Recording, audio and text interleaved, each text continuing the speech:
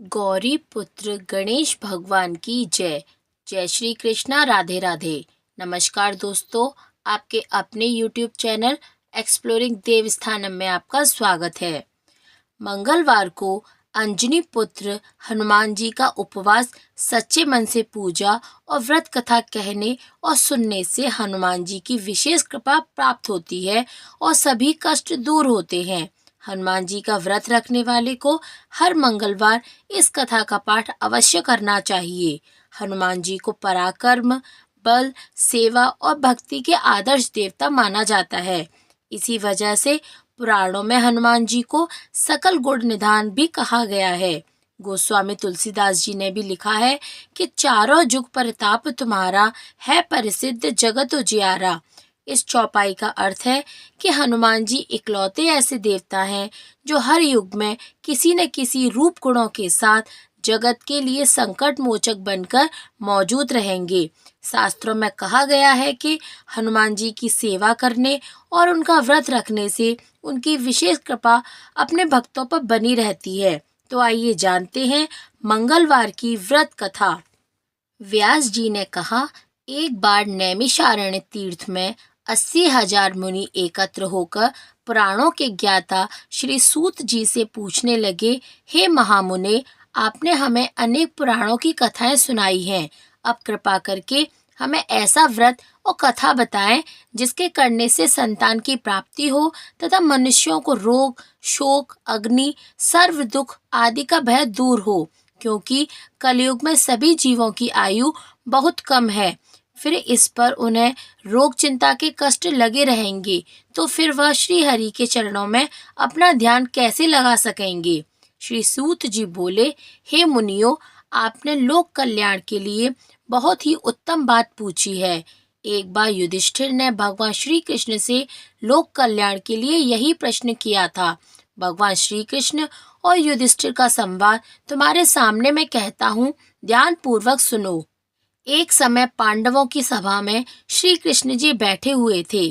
तब युधिष्ठिर ने भगवान श्री कृष्ण से प्रश्न किया, हे प्रभु नंद नंद गोविंद, आपने मेरे लिए अनेक कथाएं सुनाई हैं। आज कृपा करके ऐसा व्रत या कथा सुनाए जिसके करने से मनुष्य को रोग चिंता का भय समाप्त हो और उसको पुत्र की प्राप्ति हो। हे प्रभु, बिना पुत्र के जीवन व्यर्थ है। पुत्र के बिना मनुष्य नरकगामी होता है। पुत्र के बिना मनुष्य पितृ ऋण से छुटकारा नहीं पा सकता और न ही उसका उद्धार हो सकता है। अतः पुत्रदायक व्रत बतलाएं। श्री कृष्ण भगवान बोले, हे राजन, मैं एक प्राचीन इतिहास सुनाता हूँ, आप उसे ध्यान पूर्वक सुनो। कुंडलपुर नामक एक नगर था। उसमें नंदा नामक एक ब्राह्मण रहता था।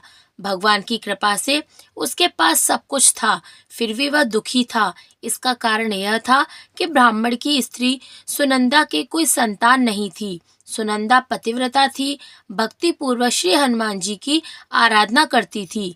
मंगलवार के दिन व्रत करके अंत में भोजन बनाकर हनुमान जी का भोग लगाने के बाद ही स्वयं भोजन करती थी।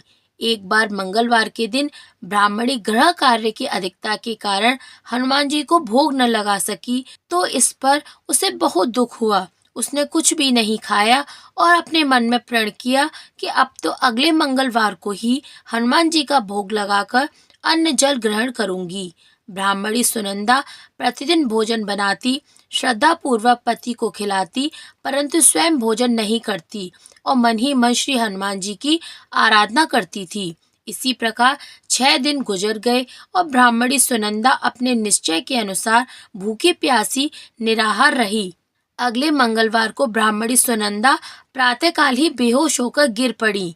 ब्राह्मणी सुनंदा की इस असीम भक्ति के प्रभाव से श्री हनुमान जी बहुत प्रसन्न हुए और प्रकट होकर बोले, सुनंदा, मैं तेरी भक्ति से बहुत प्रसन्न हूँ, तू उठ और वर मांग ले। सुनंदा अपने आराध्य देव श्री हनुमान जी को देखकर आनंद की अधिकता से विह्वल हो श्री हनुमान जी के चरणों में गिरकर बोली, हे प्रभु, मेरे कोई संतान नहीं है, कृपा करके मुझे संतान प्राप्ति का आशीर्वाद दें, आपकी अति कृपा होगी। श्री महावीर जी बोले, तेरी इच्छा पूर्ण होगी, तेरे एक कन्या पैदा होगी, उसके अष्टांग प्रतिदिन सोना दिया करेंगे। इस प्रकार कहकर श्री हनुमान जी अंतर्ध्यान हो गए। ब्राह्मणी सुनंदा बहुत हर्षित हुई और सभी समाचार अपने पति से कहा। ब्राह्मण देव कन्या का वरदान सुनकर कुछ दुखी हुए, परंतु सोना मिलने की बात सुनकर प्रसन्न हो गए। विचार किया कि ऐसी कन्या के साथ मेरी निर्धनता भी समाप्त हो जाएगी। हनुमान जी की कृपा से वह ब्राह्मणी गर्भवती हुई और 10वें माह में उसे बहुत ही सुंदर पुत्री प्राप्त हुई। वह बच्ची अपने पिता के घर में ठीक उसी तरह से बढ़ने लगी जिस प्रकार शुक्ल पक्ष का चंद्रमा बढ़ता है। 10वें दिन ब्राह्मण ने उस बालिका का नामकरण संस्कार कराया। उसके कुल पुरोहित ने उस बालिका का नाम रत्नावली रखा, क्योंकि यह कन्या सोना प्रदान किया करती थी। इस कन्या ने पूर्व जन्म में बड़े ही विधान से मंगल देव का व्रत किया था। रत्नावली का अष्टांग बहुत सा सोना देता था। उस सोने से नंदा ब्राह्मण बहुत ही धनवान हो गए। अब ब्राह्मणी भी बहुत अभिमान करने लगी थी। समय बीतता रहा। अब रत्नावली 10 वर्ष की हो चुकी थी। एक दिन जब नंदा ब्राह्मण प्रसन्न चित्त था, तब सुनंदा ने अपने पति से कहा, मेरी पुत्री रत्नावली विवाह के योग्य हो गई है। अब आप कोई सुंदर तथा योग्य वर देखकर इसका विवाह कर दें। यह सुन ब्राह्मण बोला, अभी तो रत्नावली बहुत छोटी है। तब ब्राह्मणी बोली, शास्त्रों की आज्ञा है कि कन्या 8वें वर्ष में गौरी, 9 वर्ष में रोहिणी, 10वें वर्ष में कन्या, इसके पश्चात रजस्वला हो जाती है। गौरी के दान से पाताल लोक की प्राप्ति होती है, रोहिणी के दान से वैकुंठ लोक की प्राप्ति होती है, कन्या के दान से इंद्रलोक में सुखों की प्राप्ति होती है। अगर हे पतिदेव रजस्वला का दान किया जाता है तो घोर नरक की प्राप्ति होती है। इस पर ब्राह्मण बोला, अभी तो रत्नावली मात्र 10 ही वर्ष की हुई है और मैंने तो 16-16 साल की कन्याओं के विवाह कराए हैं, अभी जल्दी क्या है। तब ब्राह्मणी सुनंदा बोली, आपको तो लोभ अधिक हो गया है। शास्त्रों में कहा गया है कि माता पिता और बड़ा भाई रजस्वला कन्या को देखते हैं तो वह अवश्य ही नरकगामी होते हैं। तब ब्राह्मण बोला, अच्छी बात है, कल मैं अवश्य ही योग वर की तलाश में अपना दूध भेजूंगा। दूसरे दिन ब्राह्मण ने अपने दूत को बुलाया और आज्ञा दी कि जैसी सुंदर मेरी कन्या है वैसा ही सुंदर वर उसके लिए तलाश करो। दूत अपने स्वामी की आज्ञा पाकर निकल पड़ा। पंपई नगर में उसने एक सुंदर लड़के को देखा। यह बालक एक ब्राह्मण परिवार का बहुत गुणवान पुत्र था। इसका नाम सोमेश्वर था। दूत ने इस सुंदर गुणवान ब्राह्मण पुत्र के बारे में अपने स्वामी को पूर्ण विवरण दिया। ब्राह्मण नंदा को भी सोमेश्वर अच्छा लगा और फिर शुभ मुहूर्त में विधि पूर्वक कन्यादान करके ब्राह्मण ब्राह्मणी संतुष्ट हुए। परंतु ब्राह्मण के मन में तो लोभ समाया हुआ था। उसने कन्यादान तो कर दिया, पर वह बहुत खिन्न भी था। उसने विचार किया कि रत्नावली तो अब चली जाएगी और मुझे इससे जो सोना मिलता था अब वह नहीं मिलेगा। मेरे पास जो धन था कुछ तो इसके विवाह में खर्च हो गया और जो शेष बचा है वह कुछ दिनों पश्चात समाप्त हो जाएगा। मैंने तो इसका विवाह करके बहुत बड़ी भूल कर दी है। अब कोई ऐसा उपाय हो कि रत्नावली मेरे घर में ही बनी रहे, अपनी ससुराल न जावे। लोभ रूपी राक्षस ब्राह्मण के मस्तिष्क पर छाता जा रहा था। रात भर अपनी शैया पर बेचैनी से करवटें बदलते बदलते उसने एक बहुत ही क्रूर निर्णय लिया। उसने विचार किया कि जब रत्नावली को लेकर उसका पति सोमेश्वर अपने घर के लिए जाएगा तो वह मार्ग में छिपकर सोमेश्वर का वध कर देगा और अपनी लड़की को अपने घर ले आएगा, जिससे नियमित रूप से उसे सोना भी मिलता रहेगा और समाज का कोई मनुष्य उसे दोषी भी नहीं मानेगा। प्रातःकाल हुआ तो नंदा और सुनंदा ने अपने जमाई तथा लड़की को बहुत सारा धन देकर विदा किया। सोमेश्वर अपनी पत्नी रत्नावली को लेकर ससुराल से अपने घर की तरफ चल दिया। ब्राह्मण नंदा महालोभ के वशीभूत हो अपनी मति खो चुका था। पाप पुण्य को उसे विचार न रहा। अपने भयानक व क्रूर निर्णय को कार्य रूप देने के लिए उसने अपने दूत को मार्ग में अपने जमाई का वध करने के लिए भेज दिया था, ताकि रत्नावली से प्राप्त होने वाला सोना उसे हमेशा मिलता रहे और वह कभी निर्धन न हो। ब्राह्मण के दूत ने अपने स्वामी की आज्ञा पालन करते हुए उसके जमाई सोमेश्वर का मार्ग में ही वध कर दिया। समाचार प्राप्त कर ब्राह्मण नंदा मार्ग में पहुंचा और रुदन करती अपनी पुत्री रत्नावली से बोला, हे पुत्री, मार्ग में लुटेरों ने तेरे पति का वध कर दिया है। भगवान की इच्छा के आगे किसी का कोई वश नहीं चलता। अब तू घर चल, वहां पर ही रहकर शेष जीवन व्यतीत करना। जो भाग्य में लिखा है वही होगा। अपने पति की अकाल मृत्यु से रत्नावली बहुत दुखी हुई।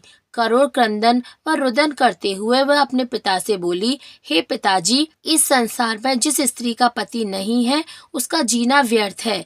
मैं अपने पति के साथ ही अपने शरीर को जला दूंगी और सती होकर अपने इस जन्म को, माता पिता के नाम को तथा सास ससुर के यश को सार्थक करूंगी। ब्राह्मण नंदा अपनी पुत्री रत्नावली के वचनों को सुनकर बहुत दुखी हुआ। विचार करने लगा, मैंने व्यर्थ ही जमाई का वध का पाप अपने सिर ले लिया है। रत्नावली तो उसके पीछे अपने प्राण तक देने को तैयार है। मेरा तो दोनों तरफ से मरण हो गया। धन तो अब मिलेगा नहीं। जमाई वध के पाप के फलस्वरूप यम यातना भी भुगतनी पड़ेगी। यह सोचकर वह बहुत खिन्न हुआ। सोमेश्वर की चिता बनाई गई। रत्नावली सती होने की इच्छा से अपने पति का सिर अपनी गोद में रखकर चिता में बैठ गई। जैसे ही सोमेश्वर की चिता को अग्नि लगाई, वैसे ही प्रसन्न हो मंगलदेव वहां प्रकट हुए और बोले, हे रत्नावली, मैं तेरी पति भक्ति से बहुत प्रसन्न हूँ, तू वर मांग। रत्नावली ने अपने पति का जीवन दान मांगा। तब मंगलदेव बोले, रत्नावली, तेरा पति अजर अमर है, वह महाविद्वान भी होगा और इसके अतिरिक्त तेरी जो इच्छा हो वो मांग ले। तब रत्नावली बोली, हे ग्रहों के स्वामी, यदि आप मुझ पर प्रसन्न हैं तो मुझे यह वरदान दीजिए कि जो भी मनुष्य मंगलवार के दिन प्रातःकाल लाल पुष्प, लाल चंदन से पूजा करके आपका स्मरण करे, उसको रोग व्याधि न हो, स्वजनों का भी कभी वियोग न हो, सर्प, अग्नि तथा शत्रुओं का भय न रहे। जो स्त्री मंगलवार का व्रत करे वह कभी विधवा न हो। मंगलदेव तथास्तु कह अंतर ध्यान हो गए। सोमेश्वर मंगलदेव की कृपा से जीवित हो उठा। रत्नावली अपने पति को पुनः प्राप्त कर बहुत प्रसन्न हुई।